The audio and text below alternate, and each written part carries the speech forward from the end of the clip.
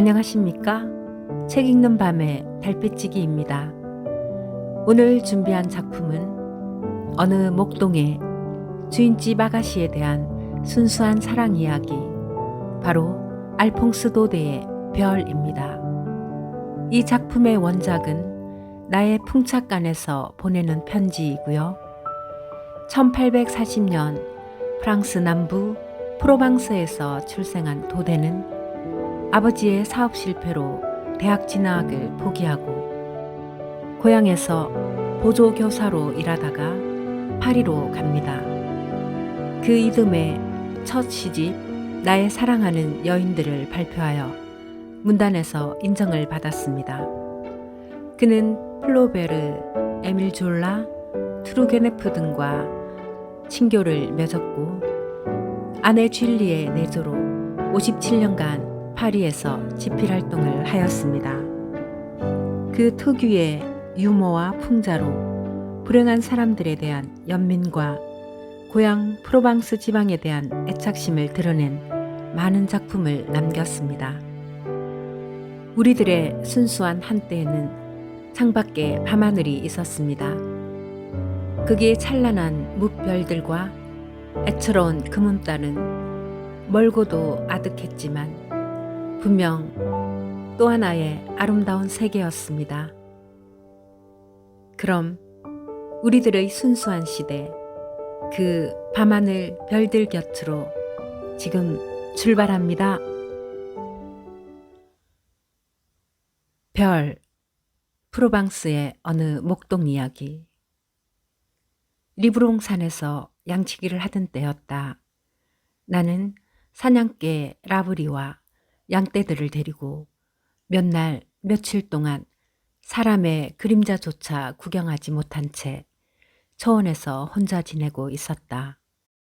가끔 몽드르르의 수도승들이 약초를 캐기 위해 이 초원 속을 지나가거나 피에몽의 숫장사들이 새카만 얼굴로 지나가기는 하였지만 그들은 그들끼리만의 생활이 따로 있었기 때문에 거의 말이 없었으며 이야기하는 것에 별 흥미가 없는 듯이 보였다. 그래서인지 그들은 저 산 아랫마을이나 읍에서 무슨 일이 일어나고 있는지 도통 아는 것이 없었다. 그래서 보름에 한 번씩 필요한 양식을 싣고 농장에서 올라오는 노새의 방울소리가 들리거나 늙은 노라드 아주머니가 어린 하인을 데리고 예의 그 빨간 모자를 조금씩 언덕 위로 내밀 때면 정말이지 나는 뛸 듯이 기뻤다. 아주머니로부터 아랫마을 소식이며 사람들이 세례받던 일, 그리고 처녀 총각들의 결혼 소식 따위를 들을 수 있었기 때문이었다. 그러나 다른 어떤 것보다도 나를 설레게 한 것은 주인집 딸인 스테파네트 아가씨의 소식을 듣는 일이었다. 아랫마을에서 이 아가씨보다 더 아름다운 아가씨를 나는 일찍이 본 적이 없었다. 나는 태연을 가정한 채 이 아가씨가 마을의 잔치에는 자주 초대받고 있는지, 또 자주 야외로 나들이를 나가는지, 그리고 아직도 새로운 남자친구들이 들락날락하는지 등에 관해 은근슬쩍 해내곤 했다. 초란 목동에 불과한 내게 그러한 일들이 무슨 상관이냐고 묻는다면 나는 다음과 같이 대답할 준비가 되어 있다. 나는 이제 22살이에요. 스테파네트 아가씨는 내가 지금껏 보아온 여자 중에서 제일 예쁜걸요? 그러던 어느 일요일 아침이었다. 그렇게 기다리고 기다리던 보름치 양식이 그날따라 아주 늦게 도착하고 말았다. 나는 대미사 때문일 것이라고 생각하며 아침 시간을 보냈다. 점심때가 지나서는 소나기가 세차게 퍼부었다. 그래서 노새가 다니기에는 길이 너무 질척해서 아직 떠나지 못하고 있는 것이라며 스스로를 달랬다. 그런데 3시경이 되자 하늘은 언제 비가 왔냐는 듯 활짝 개었고 산은 물기를 한껏 머금고 햇살 아래 반짝였다. 나뭇잎에서는 맺혀있던 물방울이 굴러 떨어졌고 갑작스런 소나기로 불어난 시냇물은 주위로 넘쳐 흘렀다. 기다리던 노새의 방울소리가 들려온 것은 그때였다. 그 소리는 마치 부활절 아침 교회에서 울려 퍼지는 종소리만큼이나 투명하고 아름답게 들려왔다. 하지만 노새를 몰고 온 사람은 항상 웃는 표정을 지으며 나타나던 그 어린 하인도 그리고 노라드 아주머니도 아니었다. 누구일까? 하며 생각하는데 바로 스테파네트 아가씨가 아닌가. 아가씨는 버들바구니를 양 사이에 두고 노새 위에서 꼿꼿이 앉아왔는데 소나기가 온 뒤라서인지 그 서늘한 바람에 뒷밤이 온통 장밋빛으로 불그레했다. 노새에서 내리던 아리따운 스테파네트 아가씨의 말에 따르면 어린 하인은 아파서 알아 누웠고 노라드 아주머니는 마침 휴가를 얻어 자식들 집에 다니러 가고 없다는 것이었다. 그리고 아가씨는 그만 오는 도중에 길을 잃어서 이렇게 늦게 되었다고 했다. 하지만 화려한 레이스가 달린 드레스에 꽃 리본으로 장식된 옷으로 치장한 아가씨의 모습을 보니 산속에서 길을 잃고 헤맨 사람처럼 보이지 않았다. 오히려 저 먼 곳에서 개최된 무도회에 갔다가 늦어진 것처럼 느껴지는 것이었다.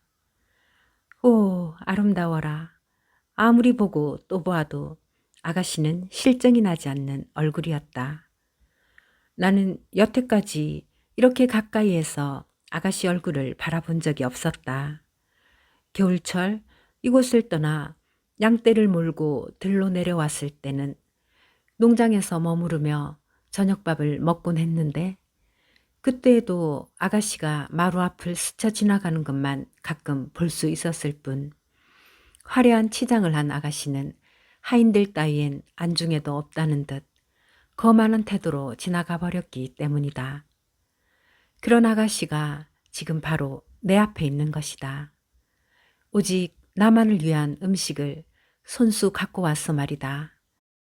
그러니 내 어찌 정신이 어찌러찔 하지 않을 수 있겠는가. 아가씨는 버들가지로 만든 바구니에서 이것저것을 다 꺼내어 놓고는 신기하다는 듯 이리저리 사방을 둘러보았다. 자칫 조금이라도 잘못 움직이면 더럽혀질지 모를 고운 외출복의 치맛단을 살짝 치켜 올린 아가씨는 내가 머무르고 있는 초막 안으로 들어왔다. 그러더니 나의 잠자리며 양가죽으로 싼 집방석과 벽에 걸려있는 커다란 외투 그리고 지팡이나 총 따위를 보고는 아주 재미있어 하는 것이었다. 이런 곳에서 지내는 거예요? 아, 불쌍해라. 이렇게 늘 혼자 지내다니 얼마나 지루하겠어요. 무엇을 하며 시간을 보내죠? 도대체 어떤 생각을 하며 지내는 거예요? 바로 당신을 생각하며 지내죠. 라고 나는 말하고 싶었다. 이것은 정말 나의 진심이었다. 하지만 나는 너무 떨려서 아무 말도 하지 못하고 서 있었다. 분명 스테파네트 아가씨는 그런 내 마음을 눈치챘을 것이다. 그래서인지 아가씨는 더욱더 나를 골려주면서 재미있어 했다. 가끔 당신의 애인이 이곳에 오겠죠? 아마도 그녀는 황금빛 산냥이거나 아니면 산정을 띠노는 에스테렐 선녀일지도 몰라. 이렇게 말을 한 아가씨는 머리를 뒤로 젖히면서 까르르 웃어 제꼈다. 그 귀여운 모습이라니 나는 이 아가씨야말로 환영처럼 나타났다 사라져버리는 에스테렐 선녀라고 생각했다. 잘 있어요. 그만 가봐야겠군요. 안녕히 가세요, 아가씨. 빈 바구니를 다시 노새에 싣고서 아가씨는 그렇게 떠나갔다. 산길을 점점 멀어져 가는 아가씨를 바라보고 있노라니 노새의 발굽에 퉁겨나가는 자갈 소리가 나의 가슴을 치는 듯 했다. 나는 한동안 그 자갈 소리에 넋을 잃고 있었다. 그리고 아가씨가 직접 내가 머물고 있는 이곳에 왔다 갔다는 꿈 같은 사실에서 깨어날까봐 노을이 붉게 물들 때까지 그대로 서 있었다. 날이 저물자 골짜기 사이로 어스레한 빛이 감돌았다. 양떼들은 서로 음매하고 울며 앞서거니 뒤서거니 우리로 돌아오고 있었다. 그때였다. 갑자기 산빛 아래서 나를 부르는 소리가 들려왔다. 이어 아가씨의 모습도 함께 나타났다. 조금 전 나를 찾아왔을 때의 그 명랑하던 모습은 온데간데 없고 온몸이 물에 흠뻑 젖은 채였다. 아가씨는 한기와 무서움으로 떨고 있었다. 아까 낮에 퍼분 소나기 때문에 소르그 냇물이 많이 불어난 모양이었다. 아가씨는 그 냇물을 무리하게 건너려다 그만 물에 빠진 것처럼 보였다. 이제 밤이 되어 길도 어둑어둑해졌으니 농장으로 돌아가기란 힘든 일이었다. 정말 딱한 일이 아닐 수 없었다. 나야 물론 이 산길을 훤히 꿰뚫고 있었으니 별 문제는 없었지만 그렇다고 양떼를 두고 산 아래로 내려갈 수도 없는 일이었고 아가씨 혼자 쓰는 지름길을 찾을 수도 없으니 말이다. 그러나 무엇보다도 아가씨를 애태우게 한 건 이렇게 산에서 밤을 보내게 되면 집안 식구들이 걱정할 거라는 것이었다. 나는 불안해하는 아가씨의 마음을 편안하게 해주려고 노력했다. 아가씨, 7월의 밤은 아주 짧습니다. 조금만 참으시면 될 거예요. 나는 서둘러 모닥불을 피웠다. 소르그 냇물에 흠뻑 젖어버린 아가씨의 옷과 몸을 말리기 위해서였다. 그리고는 우유와 양젖으로 만든 치즈를 가져다 주었다. 하지만 불쌍한 아가씨는 불만 쬐고 있을 뿐 가져다 놓은 음식에는 손도 대지 않았다. 아가씨의 눈에 커다란 눈물방울이 맺혀 있는 것을 본 순간 나는 덩달아서 울음이 나올 것만 같았다. 이제는 주위는 완전히 어두워졌다. 붉은 노을빛만이 아주 희미하게 산마루에 걸쳐 있었을 뿐이었다. 나는 아가씨에게 초막 안으로 들어가 좀 쉬라고 했다. 깨끗한 볏집에 다시 부드러운 새 모피를 깔고는 아가씨에게 편히 주무시라는 인사를 하고 나는 문 밖으로 나왔다. 맹세코 내 마음속에는 나쁜 생각이라곤 손톱만큼도 없었다. 다만 사랑의 불길만이 내 혈관을 타고 흐르는 것을 느낄 뿐이었다. 초막 한 구석에서 새 식구를 신기한 듯이 바라보는 양들과 함께 그 어느 양보다도 소중하고 순결한 주인집 아가씨가 나의 보호를 받으며 편안하게 잠을 잔다고 생각하니 내 가슴은 터질 듯 벅차올랐다. 하늘이 그처럼 아늑하고 또 별들이 그렇게 빛나 보인 적은 없었다. 그때였다. 갑자기 초막에 빗장이 열리더니 스테파네트 아가씨가 나오는 것이었다. 잠자리가 익숙하지 않은 탓인지 잠을 이룰 수가 없었던 모양이다. 양들이 이리저리 움직이는 통에 푸석푸석 지푸라기 소리를 내기도 하고 잠결에 음매하고 울어댔을 것이 뻔했다. 그래서인지 아가씨는 모닥불 곁에 앉아 있는 것이 차라리 낫겠다고 생각한 듯 보였다. 나는 아가씨의 등에다 양가죽을 둘러주고 모닥불에 장작을 더 얹었다.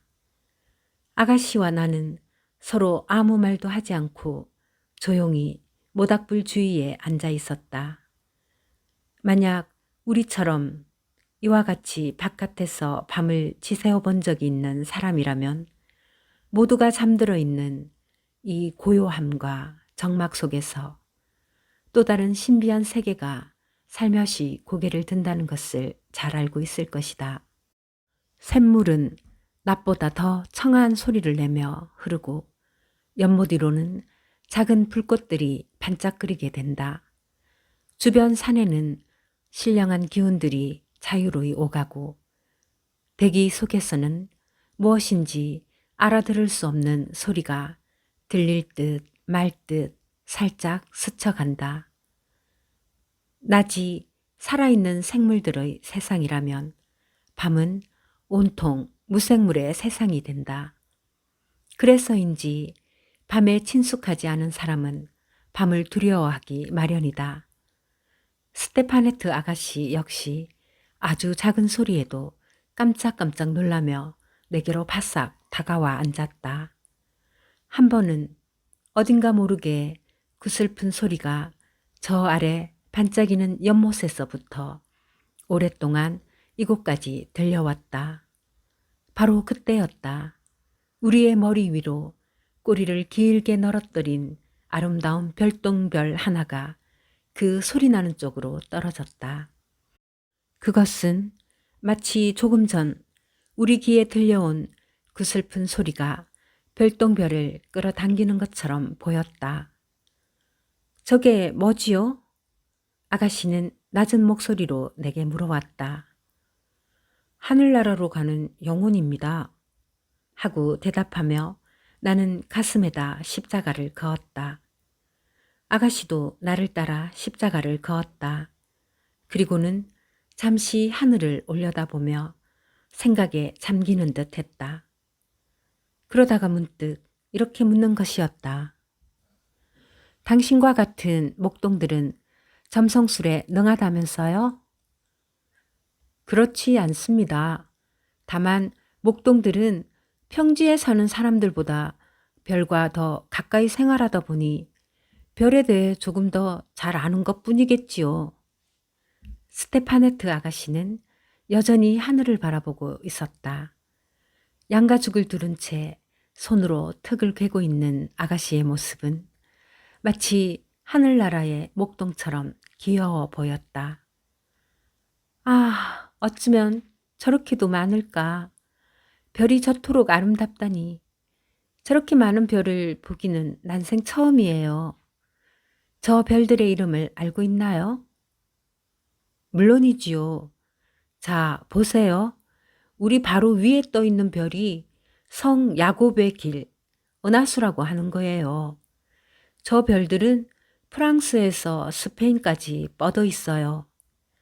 위대한 샤를마뉴 대제가 사라센 사람들과 싸울 때 길리스의 성 야곱이 길을 알려주기 위해 그려놓았다고 하더군요. 그리고 저 멀리 떨어져 있는 별은 영혼의 수레, 큰 곰자리의 별이랍니다. 4개의 바퀴가 반짝거리고 있지요. 그 앞쪽에 있는 3개의 별이 3마리의 야수이고 그 3번째와 반대쪽에 있는 작은 별이 수레를 끄는 마부랍니다. 저 주위에 흩어져 있는 별들이 보이시죠? 저 별들은 하느님께서 천국에 두기를 원하시지 않는 영혼들이라 하더군요. 그보다 조금 아래쪽에 있는 것이 새스랑이라고 하고 또는 3인의 제왕 오리온이라고 하는 별인데요. 목동들은 저 별을 보고 시간을 예측하기도 하지요. 저 별들의 위치만 보고도 지금 자정이 넘었다는 것을 알 수가 있어요. 그 아래 남쪽에서 빛나고 있는 별은 별들의 횃불, 시리우스 별입니다. 밤하늘에서 가장 빛나는 흰색 별로 우리나라와 중국에서는 천낭성이라고 부릅니다. 목동들 사이에서는 다음과 같은 이야기가 전해지고 있어요. 별들의 횃불이 3인의 제왕과 닭의 장을 따라 친구 별의 결혼식에 가던 어느 날이었대요. 성질이 급한 닭의 장은 제일 먼저 길을 떠나 윗길로 갔다 두군요. 저기 보세요. 저 하늘 한복판에 별 하나가 보이시죠? 3인의 제왕은 아랫길로 질러서 닭의 장을 따라갔답니다. 그런데 늦잠을 잔 게으름뱅이 별들의 횃불은 저 뒤에 처지고 말았다는군요. 그래서 화가 난 그는 앞서간 두 친구를 멈추게 하려고 지팡이를 던졌답니다. 그런 연유로 3인의 제왕을 장드밀랑, 별들의 횃불의 지팡이라고 하지요. 하지만 뭐니 해도 가장 아름다운 별은 바로 목동의 별이랍니다. 목동들이 양떼를 몰고 새벽길을 나서거나 다시 양떼를 몰고 돌아오는 저녁이면 저 별은 어김없이 목동들 앞에 나타나서 반짝반짝 빛을 내고 있지요. 우리 목동들은 저 별을 마글론이라고 부릅니다. 아름다운 마글론은 7년에 한 번씩 프로방스의 베드로에게 찾아가 결혼을 한다는군요. 어머나, 별들이 결혼을 한다고요? 물론이죠. 내가 별들의 결혼에 관한 이야기를 막 시작하려는 참이었다. 갑자기 내 어깨 위로 부드러운 그 무언가가 살포시 얹혀오는 것을 느꼈다. 그것은 어느새 잠이 들어버린 스테파네트 아가씨의 머리였다. 리본과 레이스, 그리고 아가씨의 머리칼이 내 어깨 위에서 살랑거리고 있었다. 문동이 트고 하늘의 별들이 하나 둘 서러질 때까지 이 아가씨는 내 어깨 위에서 그대로 잠들어 있었다. 내 가슴은 내내 두근거렸다. 나는 아름다운 생각에 젖은 채 잠들어 있는 아가씨를 조용히 지켜보고 있었다. 양떼처럼 조용한 별들이 소리 없이 흘러갔다. 나는 수많은 별들 가운데서 가장 아름답게 빛나는 별 하나가 길을 잃고 헤매다 지쳐 내 어깨 위에서 잠들어 있는 것이라고 생각했다.